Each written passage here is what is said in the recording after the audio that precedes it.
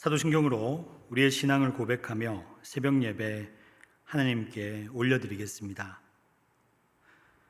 전능하사 천지를 만드신 하나님 아버지를 내가 믿사오며 그 외아들 우리 주 예수 그리스도를 믿사오니 이는 성령으로 잉태하사 동정녀 마리아에게 나시고 본디오 빌라도에게 고난을 받으사 십자가에 못 박혀 죽으시고 장사한 지 사흘 만에 죽은 자 가운데서 다시 살아나시며 하늘에 오르사 전능하신 하나님 우편에 앉아 계시다가 저리로서 산자와 죽은 자를 심판하러 오시리라.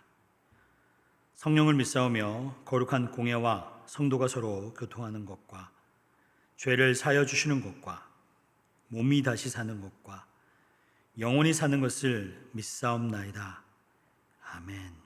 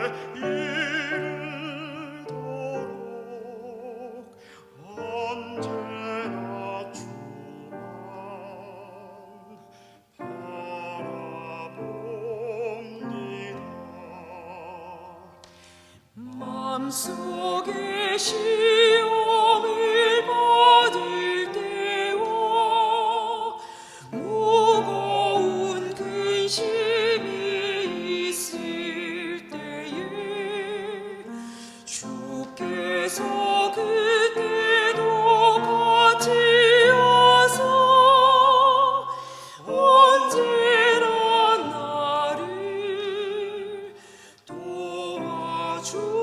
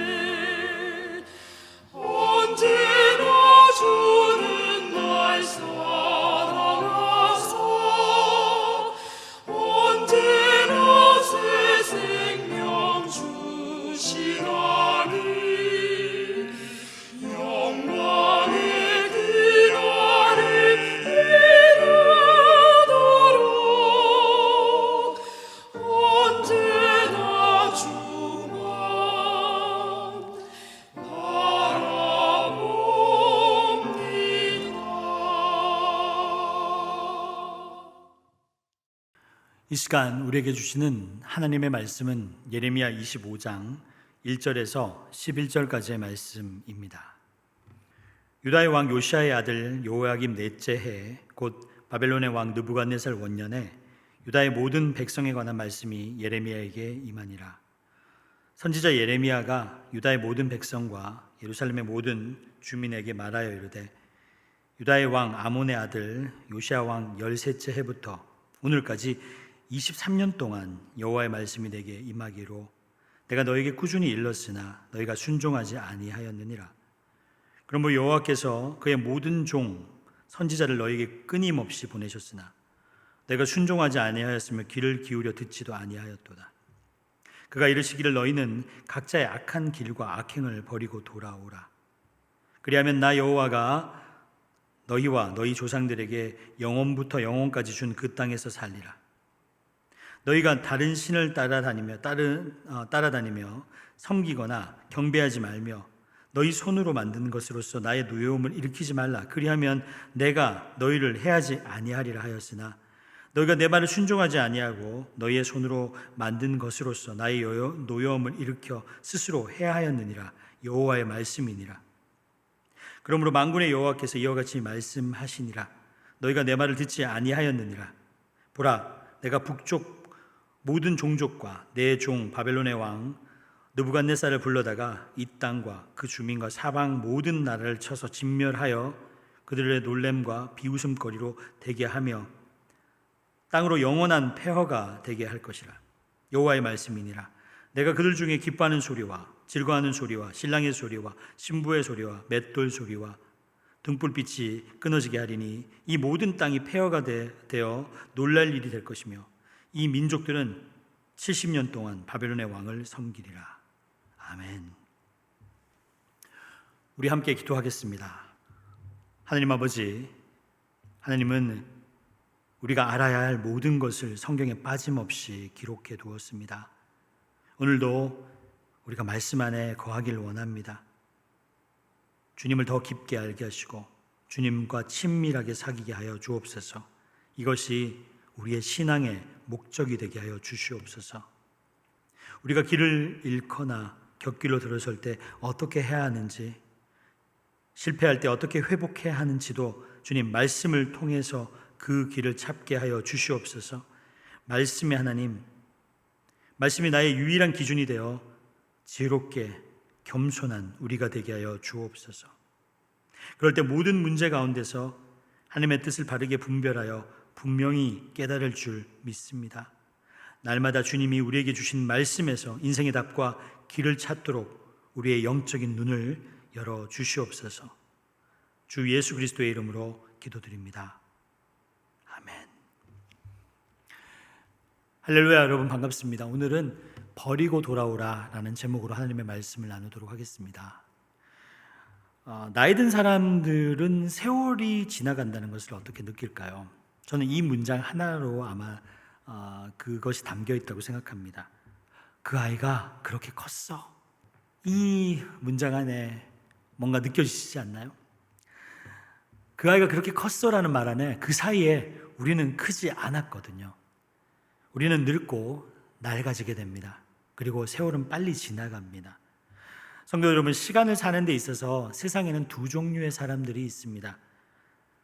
한 사람은 시간에 떠밀려서 사는 사람이고요. 그리고 또 하나는 자기에게 주어진 시간을 타는 사람들입니다.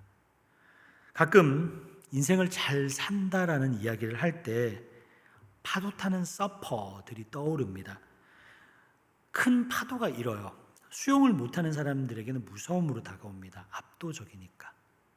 하지만 파도를 타는 사람들에게는 큰 파도가 일어나면 가슴이 확 뛰기 시작합니다. 그리고 그 파도를 타면서 막 움직이기 시작합니다. 그래서 종종 그런 모습을 볼 때마다 느끼는 게, 나도 시간을 저렇게 타고 넘을 수 있으면 얼마나 좋을까라는 마음이 듭니다. 대개 사람들은요, 시간에 풍덩 빠져서 허덕허덕 살아갑니다. 그래서 시간을 잘 산다는 것은 뭐냐면 순간순간 하나님의 잇대어 살아가는 사람을 이야기하는 것입니다. 우리의 인생이라고 하는 게 여러분 오늘의 점철입니다. 오늘을 어떻게 살아가는가, 그 나의 인생은 내가 오늘을 어떻게 사느냐와 닮아 있습니다. 오늘 사는 모습을 보면 그 사람의 인생이 나오기 때문에 그럽니다. 부디 하나님 안에서 영혼에 잇대어서 매번 최선을 다하는 삶이 되시기를 여러분 주님의 이름으로 축원드립니다. 오늘 말씀에 보면 1절에 이렇게 시작을 합니다. 유다의 왕 요시야의 아들 여호야김 넷째 해 곧 바벨론의 왕 느부갓네살 원년에 유다의 모든 백성에 관한 말씀이 예레미야에게 임하니라.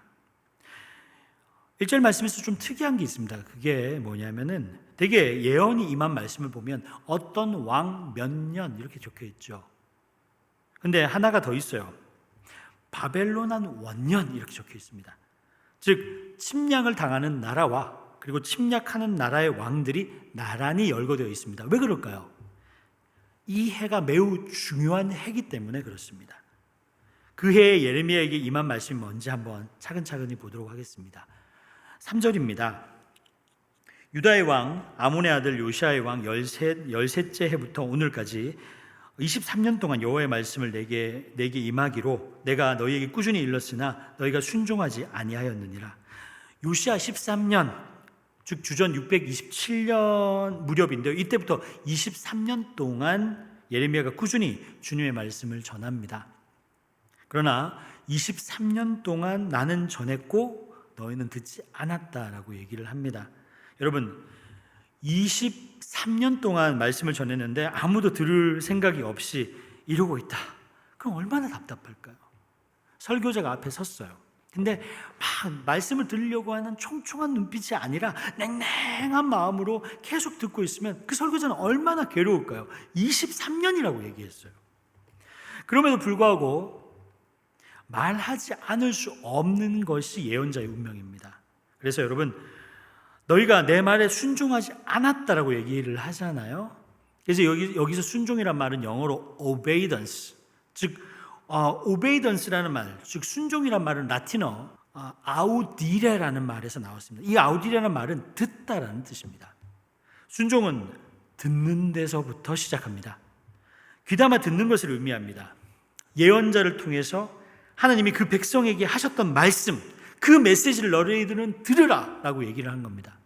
자, 이 메시지가 무엇일까요? 5절에서 6절을 제가 읽어드립니다. 그가 이르기를 너희는 각자의 악한 길과 악행을 버리고 돌아오라. 그리하면 나는 나 여호와가 너희와 너희 조상에게 영원부터 영원까지 준 그 땅에서 살리라. 너희는 다른 신을 따라 다니며 섬기거나 경배하지 말며 너희 손으로 만든 것으로서 나의 누여움을 일으키지 말라. 그리하면 내가 너희를 해하지 아니하리라 하였으나. 여기 보면 계속 예언자가 하는 말이 악한 길과 악행을 버리고 돌아오라. 쉽게 이야기하면 서술 앞에 있는 모든 걸 떼고 얘기하면 버리고 돌아오라 이렇게 얘기하죠. 여러분 버려야 돌아올 수 있습니다. 버려야 돌아올 수 있는 거예요. 근데 버릴 생각이 없어요. 못 버리는 겁니다. 그 못 버리는 것이 뭐냐면 악행과 악한 길입니다. 악한 길과 악행이라는 것은 두 갈래로 나타납니다. 하나는 하나님을 등진 길이 악한 길입니다. 즉 하나님을 등진다는 것은 뭘 뜻하냐면 하나님의 관계가 깨지는다는 걸 얘기합니다. 여러분 하나님의 관계가 깨지면 이웃과의 관계도 깨지게 됩니다. 하나님의 관계가 바로 서 있다는 것은 하나님의 눈으로 세상을 바라보기 시작함을 의미합니다. 하나님의 눈으로 세상을 바라볼 때 내가 바라보고 있는 이웃들을 나의 욕망의 눈빛으로 바라볼 수 없습니다. 하나님을 정말로 경외하는 사람들은 어떤 사람도 자기 수단으로 이웃을 바라보지 않습니다. 그러니까 돈벌이의 수단으로 삼는다든지 그리고 쾌락의 도구로 삼는다든지 자기의 욕망을 대응하기 위해서 위험 속에 빠뜨린다든지 이것은 어떻게 가능하냐 하면 하나님을 믿지 않을 때 가능한 것입니다. 오늘날 우리가 이 땅에서 벌어지고 있는 이웃에게 행하는 모든 악행들은 어떻게 보면은 하나님에게 행한 범죄임을 우리는 알아야 합니다. 우리는 깨달아야 됩니다. 악한 길, 악행을 버리고 돌아오라 이렇게 이야기하죠. 이 얘기는 다른 말로 우상을 섬기거나 경배하지 말아라 하는 얘기인데 결과적으로 그들은 들으려고 하지 않습니다. 우상이 자기 마음에 들어요. 야훼 하나님은 너희에게 희생을 요구하고 도덕적인 삶을 요구하고 그리고 이웃이 어려움이 있을 때 불쌍히 여겨서 내 지갑을 열려고 합니다. 자꾸 불편합니다. 그러나 우상은 내가 원하는 대로 내가 해주겠다라고 그들을 속입니다. 우리를 속입니다. 그러니까 더 매력적입니다. 욕망에 치우친 사람들은 그래요. 이 때문에 결국 재앙이 다가오게 됩니다. 9절을 읽어드립니다. 보라, 내가 북쪽 모든 종족과 내 종 바벨론의 왕 느부갓네살을 불러다가 이 땅과 그 주민과 사막의 모든 나라를 쳐서 진멸하여 그들의 놀램과 비웃음거리가 되게 하며 땅으로 영원한 폐허가 되게 할 것이라. 여호와의 말씀이니라. 결국은 국제정세에 의해서 바벨론이 유다와 주변 나라를 치지만은 예언자의 눈에 이것은 국제정세에서 세력 균형이 깨졌기 때문에 벌어진 일이 아니라 그들이 하나님의 뜻대로 살지 않았기 때문에 하나님이 징계하는 행위로 보고 있습니다. 여러분, 역사라는 것은 일반 역사가들이 기록한 역사가 있고요. 또 하나는 구속사라는 것이 있습니다. 하나님의 구원 이야기를 말합니다. 동일한 이야기인데 역사가들은 이렇게 기록했지만 구속사가들은 이렇게 기록을 했습니다. 다시 얘기하면 어떤 왕이 국력을 신장했습니다. 그 왕은 세속의 역사 속에서 볼 때는 능력 있는 왕입니다. 그런데 국력을 신장할 때 하나님을 예비하지 않고 가난한 사람들은 더 가난하게 되고 부한 사람들은 더 부하게 돼서 불평등이 심하게 되고 그리고 일반 사람들의 갈등이 더 힘들어졌을 때 구속사는 뭐라고 얘기하냐면 그 왕을 악한 왕이다 이렇게 얘기합니다. 역사는 실력 있는 왕, 구속사는 악한 왕이라고 얘기하는 거예요. 오늘 우리가 세상을 바라보는 것도 똑같습니다. 역사 속에서 우리가 바라봐야 될 것은 하나님이 생각하시는 그 정의, 즉 하나님의 나라가 어떻게 실현될 수 있는가를 우리는 영적인 눈을 뜨고 바라봐야 됩니다. 다시 얘기해서 예수 안에서 약자들이 안심하며 살 수 있는 세상으로 나아가는가, 우리는 하나님의 눈으로 그것을 볼 수 있어야 됩니다. 성도 여러분, 영적으로 깨어서 세상의 단순한 역사가 아니라 하나님 나라의 구속사를 볼 수 있는 여러분이 되시기를 주님의 이름으로 축원드립니다. 결국 이렇게 23년 동안 말씀을 전했지만 듣지 않아서 하나님이 이제 징계의 도구를 들어 그들을 치게 될 때 벌어지는 일들을 보면 전 매우 가슴이 아픕니다. 10절을 제가 읽어드립니다. 그가 그들 중에서 기뻐하는 소리와 즐거워하는 소리와 신랑의 소리와 신부의 소리와 맷돌 소리와 등불 빛이 끊어지게 하리니. 여기 보면 전쟁으로 말미암아 폐허가 된 땅을 이야기할 때 기막힌 이미지를 쓰고 있습니다. 기뻐하는 소리, 즐거워하는 소리, 신랑의 소리, 신부의 소리, 맷돌의 소리. 어떻게 보면 평범하게 짝이 없는 일상입니다. 근데 그 일상이 무너집니다. 그리고 일상이 무너지면 곧 등불빛이 끊어질 것이라고 얘기합니다. 하나님의 징계가 있으면, 하나님의 재앙이 있으면 소리가 부재하게 되고 빛이 부재하게 됩니다. 성경, 우리에게 주어져 있는 그 비근한 일상이라는 것이 얼마나 큰 복인지 여러분 깨달으시기 바랍니다. 우리가 사람들을 만나면서 친교의 악수를 나누고 커피를 마시고 밥을 먹고 수다를 떨고 이게 아무것도 아닌 것처럼 여길 수 있지만은, 근데 우리가 코로나 시대를 지나면서 하느님께서 느끼게 한 게 뭐냐면 일상의 소리, 일상의 빛이 얼마나 중요한가라는 것을 깨닫게 했습니다. 우리는 과거 공산주의 동구권이 해체되면, 소위 냉전의 시대가 지나고 나면 더 이상 큰 전쟁은 없을 것이라고 생각해 왔습니다.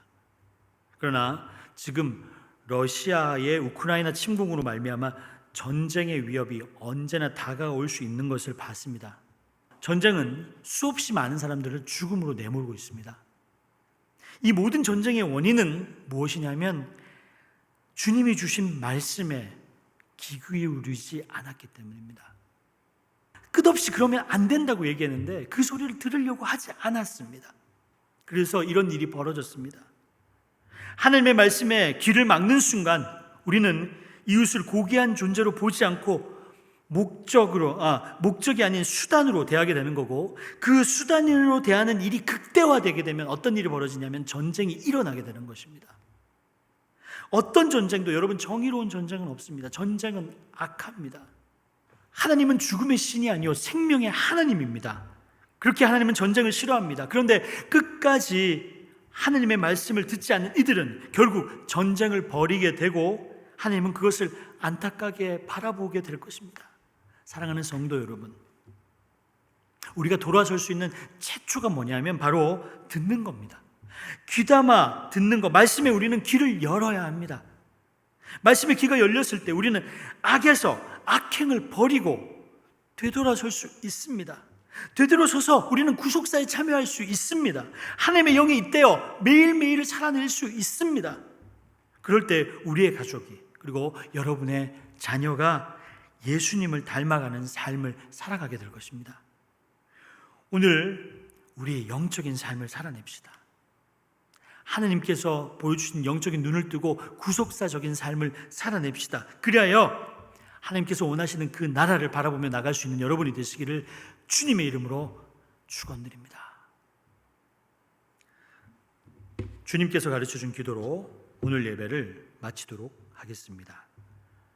하늘에 계신 우리 아버지여, 이름이 거룩히 여김을 받으시오며 나라가 임하시오며 뜻이 하늘에서 이루어진 것 같이 땅에서도 이루어지이다. 오늘 우리에게 용할 양식을 주시옵고 우리가 우리에게 죄진 자를 사하여 준 것 같이 우리 죄를 사하여 주시옵고 우리를 시험에 들게 하지 마시옵고 다만 악에서 구하시옵소서. 나라와 권세와 영광이 아버지께 영원히 있사옵나이다. 아멘.